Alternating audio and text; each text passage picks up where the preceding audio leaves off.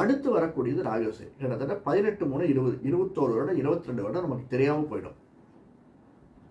இளமையாக இருக்கும். அந்த இளமையில் நல்லது ஜாலியாக இருந்தாலும் கஷ்டப்பட்டாலும் சந்தோஷப்பட்டாலும் நமக்கு அவ்வளவா அது தெரிய போகிறதில்லை. எல்லாத்தையும் எதிர்கொள்ளக்கூடிய வலிமை, உடல் வலிமை நமக்கு இருக்குது. அதற்கு அடுத்து வரக்கூடியது குரு தசையும் சனி தசையும். குரு, சனி, புதன், இது முக்கியமாக இந்த 3 பேர். அதுவும் சனி நம்ம வீட்டுக்காரன், அவனை பிடிச்சுக்கணும். குரு 12க்கும் 3க்கும் உடையவன், அவனை பிடிச்சுக்கணும். அடுத்தது புதன். புதன் தசை நமக்கு, ஏன்னா 20 வருஷம் போச்சுன்னா அடுத்து 15 வருஷம், 20, 35 குரு திசை போயிடும்.